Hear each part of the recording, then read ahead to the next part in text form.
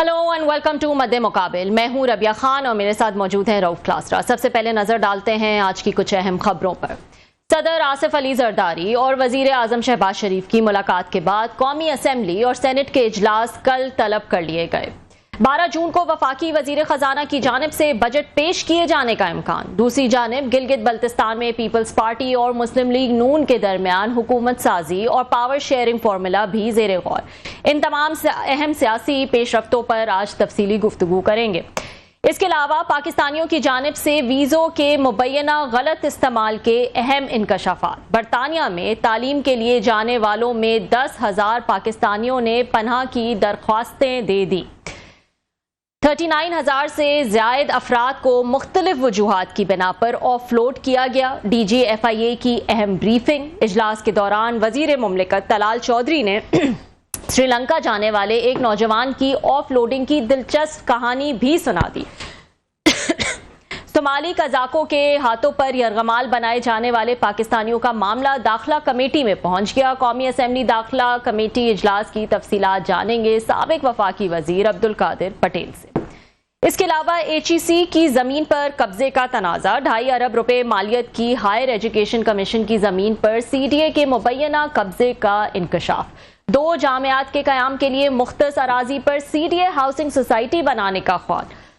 मामला public accounts committee तक पहुंच गया। CDA चेयरमैन तलब इस अहम इशू पर बात करने के लिए आज हमारे साथ मौजूद होंगे सेनेटर बिलाल मंदोखेल। खबरें जो हैं वो बजट के हवाले से अब गर्दिश कर रही हैं कि 12 को ही जो है वो बजट पेश किया जाएगा और इकोनॉमिक सर्वे जो है उससे एक दिन पहले यानी कि जुमेरात को जो है वो पेश किया जाएगा। इजलास भी तलब कर लिया गया है कौमी असम्बली और सेनेट का, और कुछ खबरें आ रही हैं कि पाकिस्तान पीपल्स पार्टी और नून लीग के दरमियान जो भी मामला थे वो अब तय हो चुके हैं, चाहे वो NFC के हवाले से हो, बिस्प में शेयरिंग के हवाले से हो, डिफेंस बजट के हवाले से हो, तो मामला जो हैं वो तय हो गए हैं दोनों के दरमियान। क्लासरा साहब, हर तरफ बजट बजट बजट की जो है वो बातें चल रही हैं और जाहिर है बजट जब आ रहा होता है तो कुछ देना कुछ लेना सियासी पार्टियों के दरमियान ये भी हम देख रहे होते हैं, तो ज़्यादा ही बातें जो है वो गर्दिश में होती हैं। आप लेकिन यहाँ पर बात कर रहे हैं कुछ दूसरे इश्यूज के हवाले से। क्या चक्कर है? बजट जो है वो आपने इतना ज़्यादा आप फोकस नहीं करना चाह रहे, व्हाई इज दैट सो? हमारे पास एक तो आज बड़ी इंपॉर्टेंट स्टोरीज हैं जो मेरा ख्याल है लोगों के साथ शेयर करनी ज़रूरी है, जो ओवरऑल पाकिस्तान के बड़े तबके को मुतासर करते हैं। लोगों को जो हमने वो चस्का डाल दिया ना सियासत का, फड्डे का, लड़ाई झगड़ा, लोग भी वही सुनना चाहते, कसूर हमारा भी नहीं है। ये तो सप्लाई एंड डिमांड पे चलता है कि हर वक्त उन्हें अपने लीडरों के बारे में कोई ना कोई वो चाहिए, खबर चाहिए, बड़ी अच्छी खबर चाहिए। मतलब किसी के बारे में नेगेटिव खबर आएगी तो वो आपको पड़ जाएगा।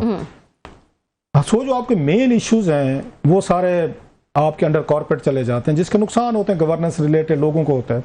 तो आज मेरी ये कोशिश है कि हम जरा उन इश्यूज को लेकर आए जो लोगों से रिलेटेड हैं। अब बजट की बात आप कह रहे थे कि बजट पे हमें हमारे प्रोड्यूसर साहब भी कह रहे थे अभी बजट से शुरू करें, आपने भी कहा। मैंने एक बात की कि किस बजट पे बात करनी चाहिए हमें। भाई जब भी मैं तो पिछले 1 साल से जब भी फाइनेंस कमेटी में जाता हूँ एक ही सुनने को मिलता है, उन्होंने अगेन IMF ने ये कहा है ये कर सकते हैं वो नहीं कर सकते। सारा बजट आपको IMF ही बना के दे रहा है, तो आप और में क्या डिस्कशन करें बजट में? क्या अच्छा बजट की एक जो रोमांस होता था, चंद चीजें होती थी वो तो पहले से तय। मतलब पेट्रोल की गैस की कीमतें बढ़ना बजट के लिए उस वक्त बहुत बड़ी चीजें होती, डिवेल्युएशन होनी पैसे की दीगर, ये बजट के मेन चीजें समझी जाती, लोग इंतजार करते थे। फिर आपने डीरेगुलेट कर दिया जनाब मुशर्रफ के दौर में, शौकत अजीज में पहले मतलब उसमें 1 महीने बाद या 3 महीने बाद, अब 15 दिन तक बात आ गई, अब तो वीकली बात होना शुरू हो गई है। जब प्राइसेस आपके अफेक्ट कर रही होती हैं इसको पूरे की पूरी जो मेन लोगों की जिंदगी में महंगाई का मसला बन रहा है, तो बजट में क्या चीज ऐसी आएगी? ये अच्छा टैक्सेस हैं वो तो लगा रहे होते हैं। मैं आपको फिर कह रहा हूँ कि टैक्सेस जो लग रहे होते हैं IMF आपको लगा के दे, इनका कितना रोल होता है? कुछ नहीं है। औरंगजेब साहब बैठे, इनका कितना रोल है? ये एक ही रोल है कि बैंकों से इन्होंने कर्जा कैसे लेना है, इसलिए इनको एक बैंकर को एक वजीर खजाना रखा जाता है कि उसने बैंकों से कर्जा लेना है, पैसे लेने हैं और उनको अरबों रुपए के आपने प्रॉफिट देने हैं। जो आप बात करें फड्डे की, पीपल्स पार्टी इनका फड्डा एक तो इनका सच कोई बड़ा फड्डा नहीं है। NFC को वो अगर डिस्टर्ब नहीं कर रहे, नहीं छेड़ रहे, NFC वही रहेगा, उन्होंने ओवर आवर डेड बॉडी। अच्छा जनाब ये डेड बॉडी जनाब आप बच जाएंगे, आपको किसकी मजाल है?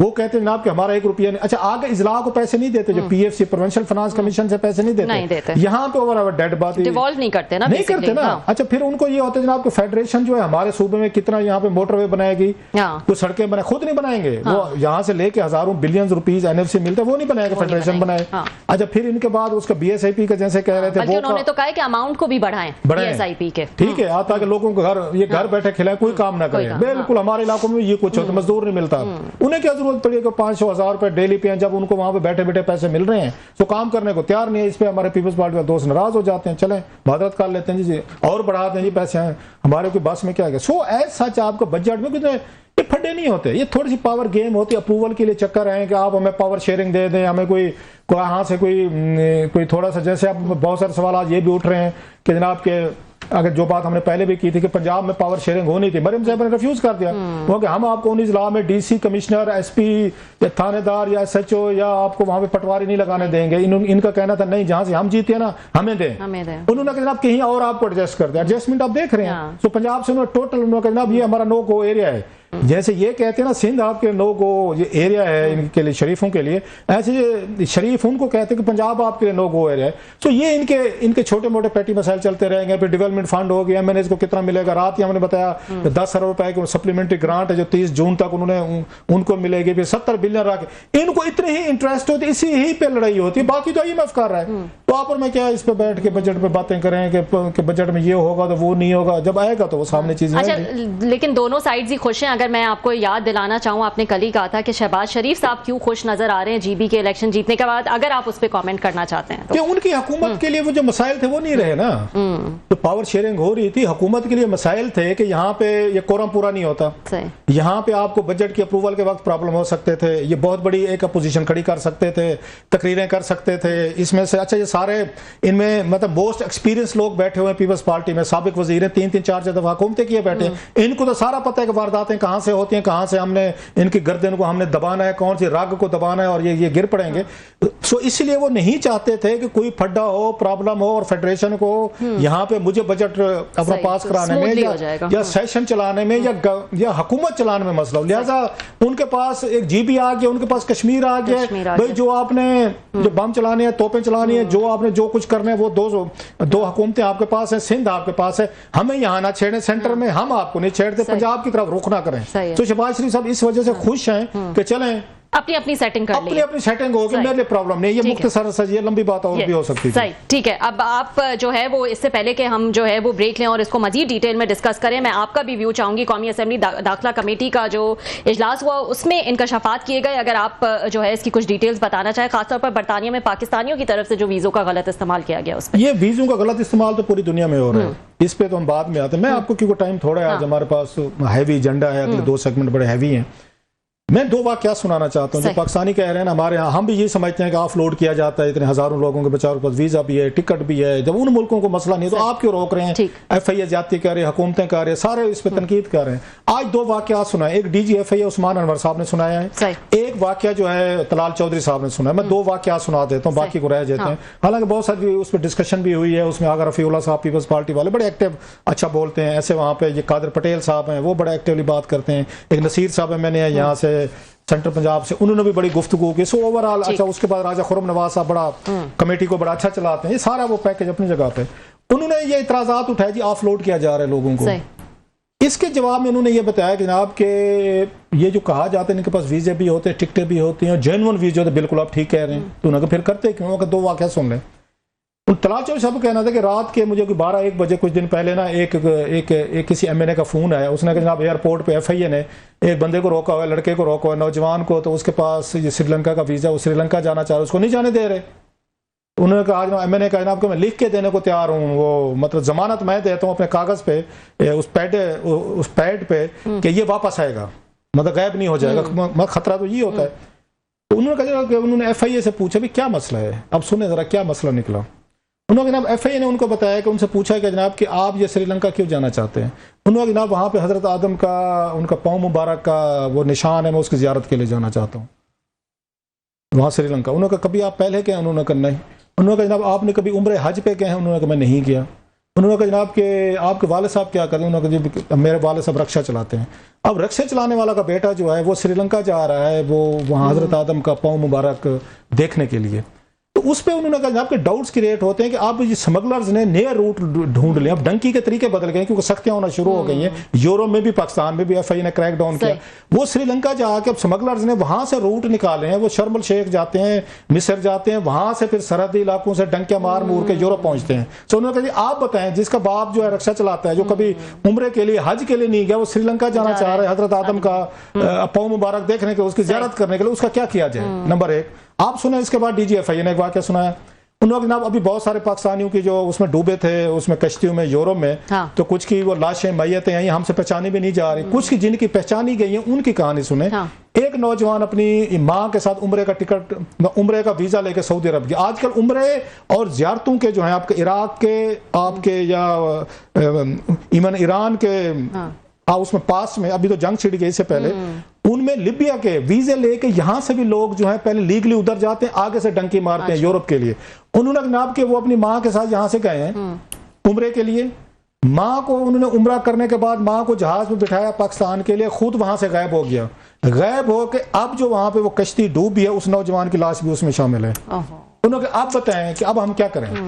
ये तरीके इख्तियारात उन्होंने कर ले स्मगलर्स ने। तो उन्होंने मतलब एक सवाल था, आप क्यों रोक रहे हैं अगर वीजा लेके जा रहे हैं? उनका कहना था आपके वीजे की रेटिंग्स कम हुई है, आपकी रिस्पेक्ट कम हुई है, वो मुमालिक एहतजाज कर रहे हैं। जो जेन्युइन किस्म के टूरिस्ट है आपका, उनको भी अब वीजा देने से इनकारी हो रहे हैं। एक स्टेज है कि उन्होंने तो नहीं कहा, लेकिन जो हालात बताएं, उम्रे का वीजा नहीं मिलेगा आपको, क्योंकि ये अब ये आना शुरू हो गया कि सऊदी अरेबिया वाला रूट जो है वो इस्तेमाल होना शुरू हो गया है। और बहुत सारे अफराद जो हैं वो जाते हैं और वापस ही नहीं आते हैं। वापस नहीं आते। स्टूडेंट्स हैं, बहुत सारे लोग हैं, जिसकी वजह से जो आजकल आपको अपॉइंटमेंट नहीं दे रहे ना, ये यूरोपियन वीजा नहीं दे रहे जेन्युइन को, और एयरपोर्टों पे आपको वो किया जाता है। तो उसकी मेन रीजन ये डंकीज है, जिनकी आप यहाँ पे वो सपोर्ट दे रहे हैं ना, कि इनको 40,000 बंदा जो आपने ऑफलोड क्यों किया, इनको कहीं नहीं जाने दिया। उन्होंने यूरोप आपको वीजा नहीं देता, लीगली नहीं देता जो मिलने चाहिए आपको, मिस यूज हो रहा है। लंबी कहानी, अब इस पे मेरा ख्याल है ब्रेक भी जो है वो शामिल कर लेते हैं, लेकिन हम इस पर बात करेंगे। ये जो कौमी असेंबली दाखिला कमेटी का जो इजलास हुआ है, इसको हम कंटिन्यू करेंगे कि और क्या मजीद इंकशाफात हुए हैं, क्योंकि नंबर्स जो हैं वो हैरान कुन है कि कितने लोग जो है वो जाते हैं बाहर और वापस नहीं आते हैं। एक ब्रेक शामिल कर लेते हैं नाजरीन, ब्रेक के बाद दोबारा हाजिर हूं। वेलकम बैक नाजरीन। एक और अहम इशू जो है वो हम डिस्कस कर रहे हैं, और कौमी असेंबली दाखिला कमेटी का इजलास हुआ। ब्रेक पे जाने से पहले जो है वो क्लासर साहब से भी हमने उसकी कुछ डिटेल्स जानी, since he was also there. लेकिन अब जो है वो हम बात करेंगे साबिक वफाकी वजीर अब्दुल कादिर पटेल साहब से, और इनसे जानेंगे कि कौमी असेंबली दाखिला कमेटी इजलास में और क्या क्या इंकशाफात हुए। अस्सलाम वालेकुम पटेल साहब, बहुत शुक्रिया ज्वाइन करने के लिए। जी वालेकुम सलाम, मेहरबानी जी। जी पटेल साहब बताइएगा, वैसे तो मैं आपसे जरूर पूछूंगी, हजारों लोगों को जो है वो ऑफलोड किया गया है, एक नंबर भी दिया गया है 2025 में जो है वो तकरीबन 40,000 से भी ज्यादा लोगों को ऑफलोड किया गया है, जिनके पास डॉक्यूमेंट्स वगैरह जो है वो पूरे नहीं थे। लेकिन अब आपने वहां पर यह भी पॉइंट आउट किया कि ना सिर्फ आम लोग बल्कि अरकान पार्लियामेंट जो हैं उनको भी ऑफलोड किया जा रहा है। ये क्या माजरा है?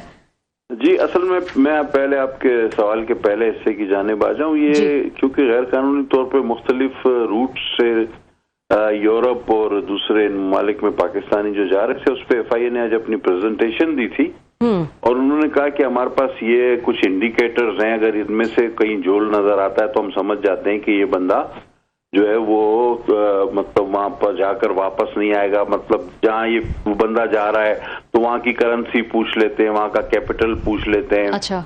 तो मुख्तलिफ सवालात करते हैं जिससे जाने वाली की नीयत का अंदाजा हो जाता है। अब जाहिर है जो इस तरह मजदूरी करने या वहाँ सेटल होने जा रहा है तो वो इतनी मालूमात नहीं रखता या उसकी ट्रैवलिंग हिस्ट्री नहीं होती, और भी बहुत सारे इनके इंडिकेटर्स हैं, तो ये उस बारे में बता रहे थे। एक तो ये हुआ। अच्छा, सवाल का जो दूसरा हिस्सा था आपका कि वो जो बात मैंने की थी वो मिडल ईस्ट के कुछ ममालिक में ये हुआ है कि ये बिलखुसूस इस जंग के बाद जो अब हो रही है इसमें हमारे खित्ते में, तो उसके बाद ये कि हमारे कुछ ममालिक से, खलीज के ममालिक से जो है वो मुआहदे थे ऑफिशियल, और जो डिप्लोमेट पासपोर्ट है उस पे ऑन अराइवल वीजा था हमारा। अच्छा।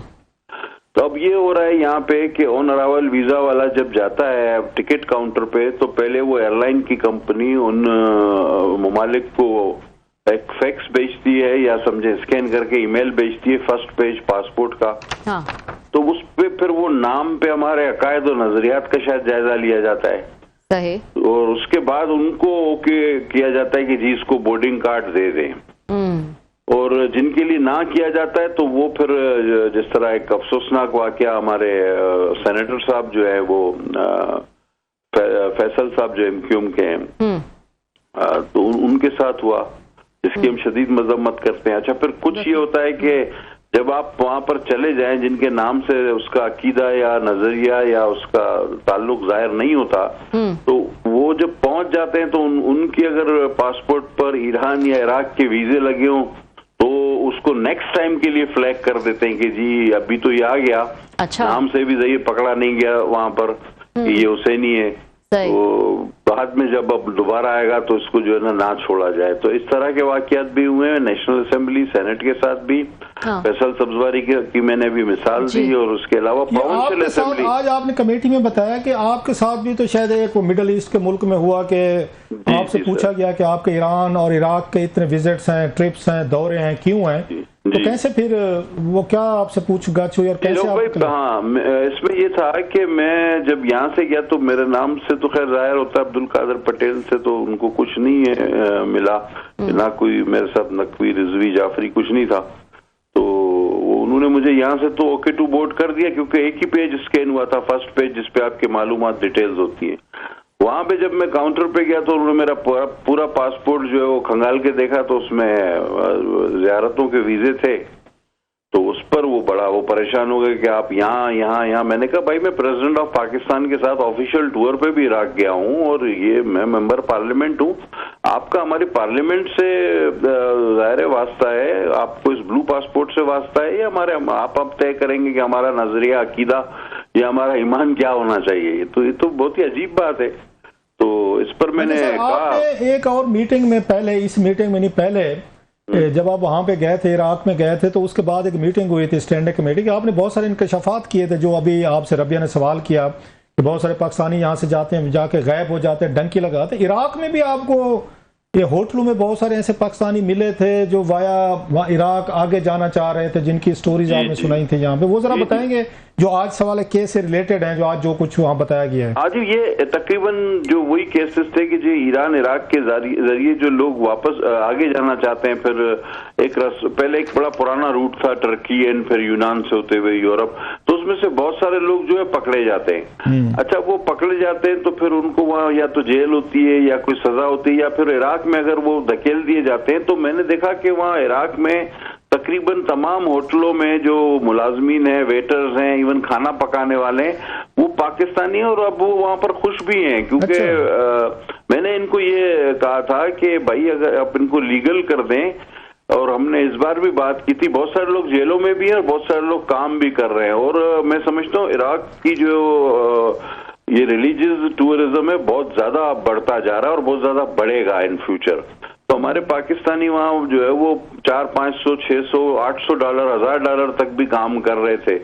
तो ये तकरीबन 4-5 लाख रुपए बन जाते हैं, खाना वाना उनका फ्री होता है, तो वो घर भेजे। मैंने बहुत सारे लोगों का इंटरव्यू किया, वो कहता है कि पाकिस्तान गवर्नमेंट सिर्फ हमें यहाँ पे इनके जरिए इनकी गवर्नमेंट के साथ बात करके लीगल करा दे तो हमें आगे जाने की जरूरत नहीं है, हम यहाँ पर भी काम करने और ज्यादातर काम करेंगे और खुश हैं। तो उनमें ज्यादा नहीं करते सर वहाँ पे जो लोकल अथॉरिटी इराक की, जैसे होता है कि इलीगल अगर कोई स्टे है या इलीगल चीजें, तो वहाँ पे कोई तंग वगैरह कोई इस तरह कोई लोकल लॉ एनफोर्समेंट एजेंसी वगैरह तो नहीं उनके पीछे होती? सर होती हैं, और यही मैंने जैसे कि पहले कहा रो भाई कि बहुत सारे लोग जेलों में भी हैं, और प्रेसिडेंट साहब ने ये बात भी की। इस पे हम जो कि प्रेसिडेंट साहब उनके प्रेसिडेंट से मिलने जा रहे थे, उनकी जो दावत दी थी हमारे प्रेसिडेंट साहब को उन्होंने, तो हमने अपने प्रेसिडेंट साहब को ये बात की थी कि सर ये नुक्ता, ये मामला जरूर उठाइएगा, और उन्होंने ये नुक्ता और ये मामला उठाया भी कि भाई आप या तो हमारे इन कैदियों को जो है ना गिरफ्तार हैं बहुत सारे और बहुत सारे इलीगल है, तो कोई हमसे लीगल रास्ता तय, आपको भी जरूरत है इन लोगों की, हम चले हम भी भेजने को तैयार हैं। और अब जो ये $500-600 मिल रहे हैं तो लीगल वाले को तो जाहिर है फिर थोड़ा सा ज्यादा मिलेगा ना, क्योंकि इलीगल आप जब काम कर रहे होते हैं तो वो होटल का मालिक आपको डराता है कि मैं रिस्क ले रहा हूँ, तुमको नौकरी पे रख रहा हूँ, छुप के रहो, तो ये 500 में गुजारा करो, 200 में गुजारा करो, ये होता है। इस पर मेरे ख्याल में ये मैंने आकर पूरी ब्रीफिंग दी थी और मैंने कहा था कि इस पर आप तेजी से काम करें। जरदारी साहब को क्या जवाब दिया था जब इन्होंने बात की थी, इशू उठाया था जो आप बता रहे हैं कि इनको रेगुलाइज करें या कुछ इनका हल ढूंढे, तो इराकी हुकाम ने क्या जवाब दिया? इन्होंने सर इराक गवर्नमेंट ने उनसे वादा किया था कि एक टाइम पीरियड लिया था वो कि हम इसी अरसे में जो है ना ये पूरा कर लेंगे इंशाल्लाह। और काफी पाकिस्तानी जो थे जिनकी हमने निशानदेही की थी कि ये जेलों में या तो इनको आप भेज दें हम। अच्छा, फिर वो कुछ टिकटों वगैरह का मसला था कि इनकी टिकटें ये वो, तो मतलब मेरा ताल्लुक पीपल्स पार्टी से इसलिए नहीं, मैं वैसे ही कहूंगा कि प्रेसिडेंट रज़ाई ने कहा था कि इन सबकी टिकटें हम खुद ही दे देंगे, मैं दे दूंगा, हम सब दे देंगे, आप इनको वापस भेजें। उनको कोई आपने फॉलो अप किया? ये बड़ी अहम चीज है जो आप बता रहे, इट्स ह्यूमन एक जी मतलब है। जी बिल्कुल। आपने कोई फॉलो अप किया या अगली मीटिंग में बुला ले फॉरेन ऑफिस वालों को? सर ये यहाँ आकर मैंने इन सबको ये आपके सामने भी इनको सेंसिटाइज किया था कि जी इस पे काम करें, इसकी बुनियाद प्रेसिडेंट साहब डाल चुके हैं। और प्रेसिडेंट साहब ने तो यहाँ तक कहा था कि चले अगर गवर्नमेंट वगैरह में टाइम लगता है, खतो किताबत में ब्यूरोक्रेसी का हाल आपको पता है, तो हम खुद भी चंदा इकट्ठा करके इतने पैसे करके इनको टिकटें कर सकते हैं। इतने लोग थे कि हम उनको वापस बुला सकते हैं। चार्टर जहाज भेजा जा सकता है सर, इतने सारे चार्टर जहाज फिरते हैं पाकिस्तान में, बहुत सारे बड़े बड़े लोग इस्तेमाल करते हैं, तो किसी को कहे कि चार्टर जहाज भी भेजा जा सकता है। उससे बेहतर तो ये होगा कि सदर साहब या हुकूमत पाकिस्तान जो है इराकी हुकूमत के साथ मिलकर, ऑलरेडी वो वहां पे हैं, उनको भी जरूरत है मैन पावर की, that's the reason they are working in the होटलों में जॉब कर रहे हैं सर, तो उनको रेगुलाइज करवाएं वहां पे, रात दिन वापस आए, वो सैकड़ों लोग बचा जी बताया ना मैंने डॉक्टर साहब, there is a will there is a way ना, अगर विल होती है तो वे निकल आता है। अब एक चीज की बुनियाद तो प्रेसिडेंट साहब ने डाल दी, अब उसको फॉलो अप करना तो जाहिर है मिनिस्ट्री मोफा का और इंटीरियर का दोनों का काम बनता है इसमें। उनको बुलाए ना सर अगली मीटिंग में। सर आप लोग तो वहाँ पे, आपके हाथ पावर्स तो हैं सारी इंटीरियर के पास। रऊफ भाई आप देख रहे होते हैं कि जितनी चीजें होती है हम कोशिश कर रहे होते हैं, लेकिन हर वक्त प्रायोरिटी कुछ और बन जाती है, कभी कोई बिल कभी कोई एक्ट, तो इस बात पे मैं। लेकिन जब आप और अगर रफीउल्लाह साहब इकट्ठे होते हैं फिर कोई प्रायोरिटी, फिर आपकी गुफ्तगू आपका एजेंडे प्रायोरिटी होते हैं। ये मुझे ना बताएं कि आप तो या राजा खुर्रम नवाज साहब बड़े अच्छे बंदे हैं, वो भी इन चीजों को देखते हैं, आपको इस पे ये फॉलो करना चाहिए मेरा ख्याल है। हाँ, खुर्रम नवाज साहब बड़े अच्छे हैं। इनको बुलवाएं सर, ये फॉरेन ऑफिस को बुलाएं, इंटीरियर को अगली मीटिंग में एजेंडे पे रखवाएं सर, इंशाल्लाह थोड़ा दबाव डालें। और जरदारी साहब को भी याद दिलाएं कि सर जी आपने किस इशू को दोबारा टेकअप करें, एक विजिट और कर लें इराक की सर, ये सारे वहाँ पे एक विजिट और हुआ तो इंशाल्लाह ये मसला हल हो जाएगा। सर जी एक विजिट करवा लें सर। बिल्कुल बिल्कुल, बहुत शुक्रिया सर जी, बहुत शुक्रिया, थैंक यू, बहुत बहुत शुक्रिया। साबिक वफाकी वजीर अब्दुल कादिर पटेल हमारे साथ मौजूद थे। बड़ी अहम इश्यूज हैं ये, और हम कोशिश करते हैं कि अपने प्रोग्राम्स में ऐसे इश्यूज जो है वो लेकर आएँ। क्लासा साहब ने भी जो है वो ये इजलास अटेंड किया कौमी असम्बली दाखिला कमेटी का, जिसमें ये इंकशाफ किया गया कि स्टडी वीज़ा पर जाने वाले पाकिस्तानी तलबा 10,000 तलबा ने जो है वो वहाँ पर जाकर पनाह मांग ली। इसके DGIFIA ने जो है वो ये बताया। इसके अलावा जो है और बहुत सारे ममालिक हैं, यूरोपियन यूनियन और दीगर ममालिक जो है उन्होंने शिकायत भी की है कि ये गैर कानूनी जो है वो पाकिस्तानी वहां पर आ जाते हैं। इसी तरह आज़रबाईजान का विजिट वीज़ा हो या दूसरे ममालिक का हो, वहां लोग जाके नए रास्ते जो है वो तलाश करते हैं और यूरोप जो है वो वहां से निकलने की कोशिश कर रहे होते हैं। तो बड़ा अहम जो है वो ये मामला है जो कि उठाया गया आज दाखिला कमेटी इजलास में। एक ब्रेक शामिल कर लेते हैं नाजरीन। ब्रेक के बाद एक और अहम इशू है वो आपके साथ डिस्कस करेंगे। HEC की जमीन पर कब्जे का तनाजा, 2.5 अरब रुपए मालियत की हायर एजुकेशन कमीशन की जमीन पर CDA के कब्जे का मुबैना कब्जे का इंकशाफ जो है वो हुआ है, और इस पर भी हम बात करेंगे। हमारे साथ मौजूद होंगे senator Bilal Mandokhel. See you after short break. Welcome back नाज़रीन। एक और अहम इशू पर बात कर लेते हैं, और इस पर बात करने के लिए हमारे साथ मौजूद है पब्लिक अकाउंट्स कमेटी के मेंबर हैं और इसके अलावा कमेटी के कन्वीनर हैं सेनेटर बिलाल मंदोखेल हमारे साथ मौजूद हैं। अस्सलाम वालेकुम बिलाल साहब, बहुत शुक्रिया ज्वाइन करने के लिए। वालेकुम अस्सलाम। बिलाल साहब, बड़ा इंपॉर्टेंट ये भी इशू है कि HEC के लिए जो ज़मीन रखी गई थी उस पर जो है वो अब 2.5 अरब रुपए मालियत की ये ज़मीन थी। क्या ये माजरा है कि CDA ने उस पर जो है वो इन 2 यूनिवर्सिटीज़ के लिए जो मुख्तस की गई थी ज़मीन, उस पर अब हाउसिंग सोसाइटी बनाने का जो है वो शायद फैसला किया है, ऐसा कुछ इंकशाफ हुआ है PAC में? प्लीज़ बताइएगा डिटेल्स। जी, ये ऐसा है कि ये 2008-9 में HEC को जमीन अलॉट की गई थी, बल्कि जमीन परचेज की गई HEC की तरफ से 1 अरब 40 करोड़ रुपए की तकरीबन ऑलमोस्ट। ये 250 एकड़ जमीन थी, और ये जमीन कोरी रोड पर, जिसे कोरी रोड का इलाका कहते हैं, इस पर इनको अलॉट की गई थी। तो 2008 से लेके टिल टुडे उनको पोजीशन नहीं दी गई, जबकि म्यूटेशन भी इनके नाम हो चुकी है, जमीन की जो टाइटल है वो HSC के नाम पर जा चुका है और कब्जा अभी तक इनको नहीं मिला। तो इस सिलसिले में इनके खिलाफ CDA के खिलाफ ऑर्डर पैरा बना था। उस ऑर्डर पैरा पर तो हमने पहली मीटिंग में ये पूछा था कि भाई CDA ने कैसे किया है, और CDA का कोई नुमाइंदा नहीं था। तो कल जब हमारी मीटिंग हुई उसमें CDA के नुमाइंदे आए थे, तो उनसे जब हमने मालूमात की तो उन्होंने अपने तरफ से यकतरफा फैसले किए हैं, और ऐसे फैसले किए हैं जो पाकिस्तान का कानून या पाकिस्तान का आइन उनको किसी सूरत इन चीज़ों की इजाज़त नहीं देता। तो इस सिलसिले में उन्होंने H सेक्टर में या गालबन हाई सेक्टर में जी इनको 250 एकड़ के एवज 40 एकड़ देने का फैसला किया आज खुद। तो इस पर हमारी बात हुई उनसे कि भाई आपने, जब आपका अपोनेंट या जिसको आपने ये ज़मीन अलॉट की है वो एक स्टेक होल्डर है, उनको आपने मीटिंग में साथ लिया इस बारे में? तो उन्होंने कहा जी नहीं, उनको तो हमने नहीं लिए। तो CDA ने अपने तौर पर ये फैसला करके 40 एकड़ ज़मीन उनको देने का फैसला किया, जिस पर कमेटी ने, वहाँ कमेटी कल पब्लिक अकाउंट्स कमेटी में बैठे हुए मेंबर्स और मैंने ये उन पर एतराज़ किए कि आप ये नहीं कर सकते। तो इस तरह ये मामला आगे चला है। अच्छा, ये अमनो ख्याल साहब, ये बहुत बड़ी एक इट्स ए शॉकिंग स्टोरी कि 2008 में आज तकरीबन मेरा ख्याल 18 साल हो गए। उस वक्त डॉलर का रेट देखें, इन्फ्लेशन देखें, रुपीज़ की स्ट्रेंथ देखें, 1 अरब और 38 करोड़ रुपए CDA ने यहाँ पे ये एजुकेशन कमीशन से ले लिए कि 250 एकड़ के बदले हम आपको 2 यूनिवर्सिटीज़ बनाने की ज़मीन देंगे। आज तक 18 सालों में कोई अगेन HSC ने भी परसू नहीं किया, इन पे कोई दबाव डाला हो, उनके वजीर ने कोई अदालत में गए हो, कोई आपने ये चीज़ HSC से भी पूछी कि आपने इनके साथ कैसे होने दिया है? आपने कोई एजिटेट ही नहीं किया। ये तो ऑर्डर पैरा ना था आपके सामने, तो ये मामला तो दबा रहता है। और कोई और ले गए ज़मीन तो किसी और को दे दिए उन्होंने, CDA वालों ने, घर बनो, हाउसिंग सोसाइटी बनो, वहाँ पे उनसे भी पैसे ले लिए होंगे इन्होंने।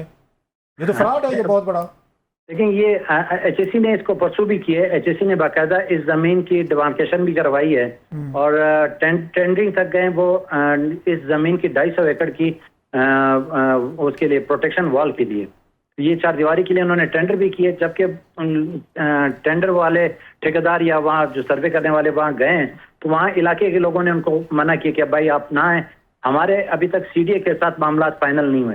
वो कि CDA ये जमीन 70s के अशरे में ये परचेज कर चुकी है, इसकी लैंड एक्विजिशन हो चुकी है, इसकी मलकियत CDA के पास थी। कब्जा को के पूरी जमीन का नहीं, कुछ जमीन का इनके CDA के पास था, लेकिन ये अब मैंने जब उनसे पूछा कि ये कितने जमीन पर आप ये स्कीम बना रहे हैं, तो वो कह रहे हैं फिलहाल तो हम 2500 केनाल पर ये स्कीम लॉन्च की हुई हमने, हाउसिंग स्कीम जो है। तो इस वक्त इस स्कीम के जो रेजिडेंशियल प्लॉट हैं फी केनाल, उसके रेट आपको भी पता है, मार्केट में भी सबको पता है कि क्या रेट चल रहे हैं। तो उस हवाले से अगर देखा जाए तो ये 250 एकड़ जमीन इस वक्त ऑलमोस्ट कम से कम भी 7-8 अरब रुपए की जमीन बनती है। ये तो बहुत बड़ा फ्रॉड है सर जो CDA ने किया है HSC के साथ। और HSC 18 साल से चुप करके बैठा। मुझे तो ये समझ नहीं आ रही, कोई अदालत में नहीं गए, कोई उन्होंने रोला नहीं डाला। वही वाली बात कि अगर आपकी कमेटी के सामने ये मसला ना आता ऑडिट की शक्ल में, हमें भी नहीं पता था कि 250 एकड़ ज़मीन उन्होंने ली हुई है, 2 यूनिवर्सिटीज़ बननी है। अब उन्होंने वो करके उन्होंने छोड़ें जी, अब उनको दे दिया है, हाउसिंग सोसाइटी बनेगी वहाँ पे 250 एकड़, उन्होंने कहा जी 40 एकड़ ले लो।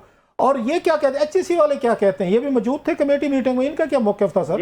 जाहिर बात है HSC वाले ये कह रहे हैं कि हमारी सुनवाई नहीं हो रही है। हमने बार बार CDA को लिखा भी है कि हमारी ज़मीन हमारे हवाले किया जाए, लेकिन CDA इस बारे में उनको खातिर ख्वाह जवाब नहीं दे पा रही थी, ना उनको ये डिलीवर कर पा रही थी। ये कुछ जंगल का मतलब है बिलाल भाई, ये कुछ जंगल का कानून है जो बातें हम देख रहे हैं। कागज में पढ़ रहा था, डॉक्यूमेंट्स अगर हमारे प्रोड्यूसर साहब दिखा सके स्क्रीन पे, ये जंगल का कानून है कि 2008 में आपने 250 एकड़ जमीन आपने अलाट कर दी HSC को, आपने 1 अरब 38 करोड़ पे उस वक्त का कैश भी ले लिया, पैसे भी ले लिए। अब आपने किसी और को अलाट कर दिया, इनको कहते हैं 250 के बजाय हम आपको जनाब 40 एकड़ देते हैं, लेनी है लेने तो घर जो हमारा करना कर लो। ये तो माफिया ऑपरेट करते हैं, हुकूमतें इदारे ऐसे कैसे ऑपरेट करते हैं सर? ऐसा है, मुझे पता नहीं कि CDA में उनके जो लीगल आयर्स हैं या उनके जो लीगल एडवाइजर्स हैं वो किस तरह ये मशवरा दे रहे हैं, या उन्होंने ये मशवरा नहीं दिया इसको कि ये जो 250 एकड़ जमीन है ये एमिनिटी प्लॉट में कन्वर्ट हो चुका है। जबकि एमिनिटी प्लॉट्स वो होते हैं पाकिस्तान के कानून के मुताबिक, एमिनिटी प्लॉट्स जब एक दफ़ा डिक्लेयर हो जाते हैं या उसमें म्यूटेशन एमिनिटी प्लॉट के नाम पर आ जाती है। Amenity mean school, college, universities, sports grounds, park वगैरह इस तरह के। ये जब एक दफा पाकिस्तान के कानून के मुताबिक जब ये एक दफा एमिनिटी प्लॉट्स में आ जाते हैं, फिर ये इंतहाई मजबूरी के आलम में, उसके बगैर मजबूरी के आलम में भी फेडरल गवर्नमेंट काबीना जो है वो इसको चेंज कर सकती है, बाकी कोई नहीं चेंज कर सकता। इसका टाइटल चेंज नहीं हो सकता, इसकी म्यूटेशन नहीं हो सकती, कुछ नहीं हो सकता। ये अब सारी जिंदगी HSC के नाम पर ही रहेगी। अब मुझे ये पता नहीं कि CDA ने ये म्यूटेशन करवा ली है नहीं करवाई। अगर CDA ने ये म्यूटेशन करवाई है तो इसका मतलब ये कि CDA एक तो पहले वो काम गलत कर गई है और इसके ऊपर ये एक गैर कानूनी और काम कर रही है।